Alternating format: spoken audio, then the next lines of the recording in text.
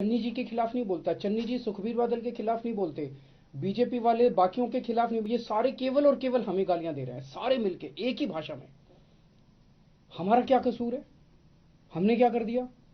हम यही तो कह रहे हैं ना कि हमने दिल्ली में स्कूल अच्छे किए, यहाँ पे एक मौका दो, हम पंजाब के भी स्कूल अच्छे करेंगे।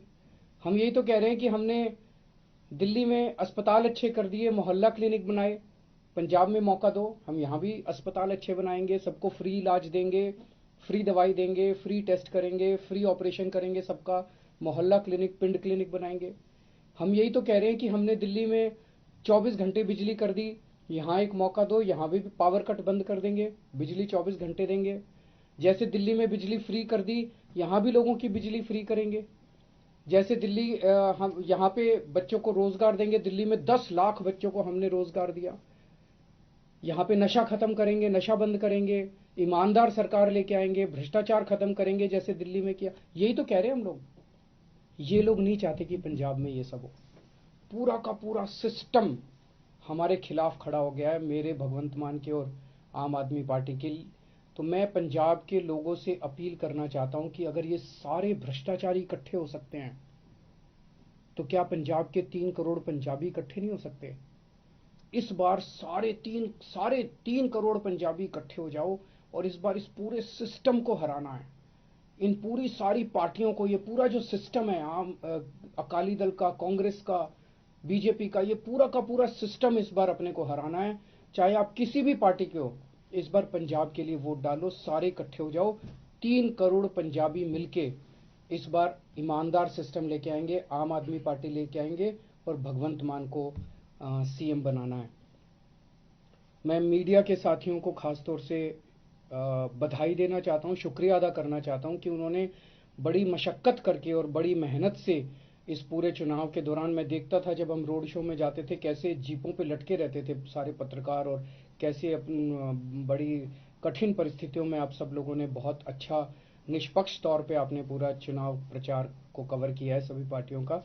आप सब लोगों का भी बहुत बहुत धन्यवाद। अगर कोई प्रश्न है तो। सर, प्रधानमंत्री और और उसके अलावा राहुल गांधी जो हैं उनके बयान सामने आए, यहाँ पर हमला बोल रहे हैं एक खास बयान को लेकर, उस पर आपका क्या कहना है? ये जैसा मैंने कहा कि ये सारे इकट्ठे हो गए हैं। ये मोदी जी, प्रियंका गांधी, राहुल गांधी, चन्नी साहब, सुखबीर बादल, कैप्टन अमरिंदर, सिद्धू, ये सारे इकट्ठे हो गए हैं। और सारे ये क्या कह रहे हैं, पिछले कुछ दिनों से मैं देख रहा हूं ये क्या आरोप लगा रहे हैं। ये कह रहे हैं कि पिछले 10 साल से केजरीवाल देश के 2 टुकड़े करने का एक प्लान बना रहा है, षड्यंत्र बना रहा है कि देश के 2 टुकड़े करेंगे और उनसे उसमें से एक टुकड़े का प्रधानमंत्री मैं बन जाऊंगा। मतलब ये तो कॉमेडी है, ये तो हंसने वाली बात है। ये हो सकता है क्या? 10 साल से केजरीवाल एक प्लान बना रहा है कि देश के 2 टुकड़े करूंगा और मैं उसमें से एक का प्रधानमंत्री बन जाऊंगा। तो मैं पूछना चाहता हूं इनकी, ये तो इसका मतलब मैं बहुत बड़ा आतंकवादी हो गया। तो ये इनकी सारी सिक्योरिटी एजेंसीज क्या कर रही थी? पिछले 10 साल में 3 साल तो कांग्रेस की सरकार थी, कांग्रेस वालों ने क्या किया? सो रहे थे वो लोग। 7 साल से बीजेपी की सरकार है, केंद्र में मोदी सरकार है, मोदी जी ने क्या किया? मेरे को गिरफ्तार क्यों नहीं किया? इनकी एजेंसीज क्या कर रही थी अभी तक? तो ये ऐसी हास्यास्पद बात है जिसको मतलब सुन के ही हंसी आती है। और शायद मैं दुनिया का सबसे स्वीट आतंकवादी होऊंगा जो लोगों के लिए अस्पताल बनवाता है, लोगों के लिए स्कूल बनवाता है, बुजुर्गों को तीर्थ यात्रा पे भेजता है। आज तक तो मैं समझता हूँ कि दुनिया में ऐसा कोई आतंकवादी पैदा नहीं हुआ जो सड़कें बनवाता है, पानी बनवाता है, बिजली ठीक करता है, लोगों को बिजली फ्री देता है, लोगों की सेवा करता है। ऐसा तो आतंकवादी आज तक कभी पैदा ही नहीं हुआ होगा। और बड़ी इंटरेस्टिंग चीज़ है, इसका जरा सा सीक्वेंस अगर हम देखें, राहुल गांधी जी ने सबसे पहले ये आरोप लगाए मेरे ऊपर, अगले दिन प्रधानमंत्री जी ने वही भाषा इस्तेमाल की जो राहुल गांधी ने इस्तेमाल की, अगले दिन प्रियंका गांधी ने वही भाषा इस्तेमाल की, अगले दिन सुखबीर बादल ने वही भाषा इस्तेमाल की।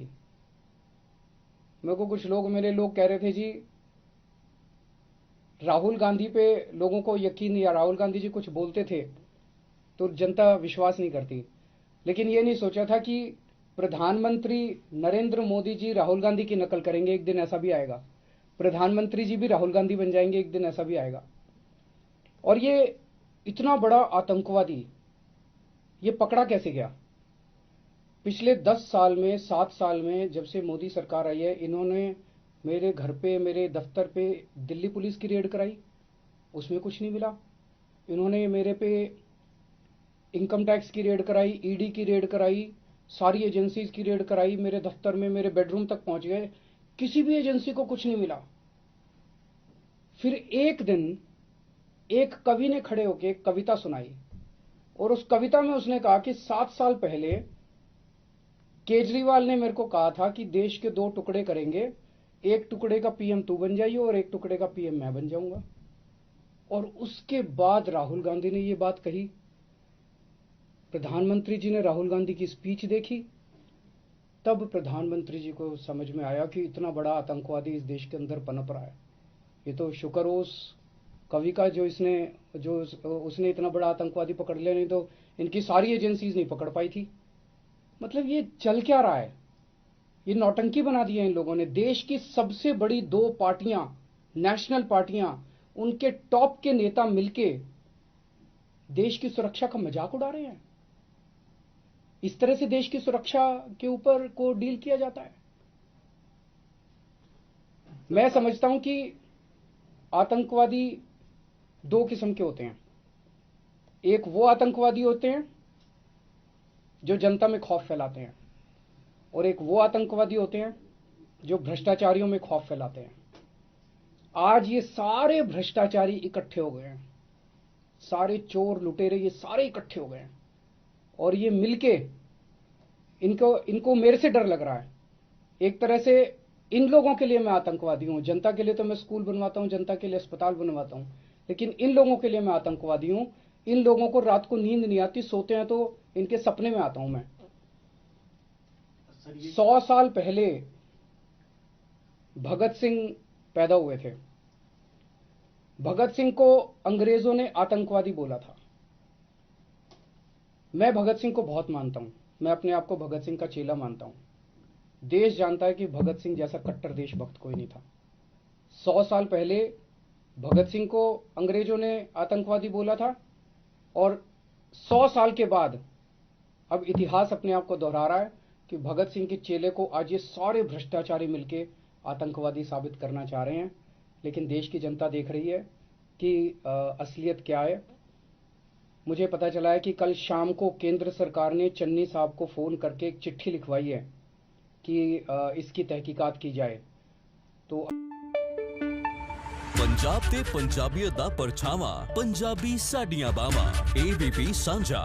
हुण देखो अपने टीवी स्क्रीन ते टाटा प्ले चैनल नंबर 1929 ते। ABP सांझा देखण लई अपने केबल ऑपरेटर नूं अज ही संपर्क करो। ABP सांझा, जोश, जज्बा, जुनून।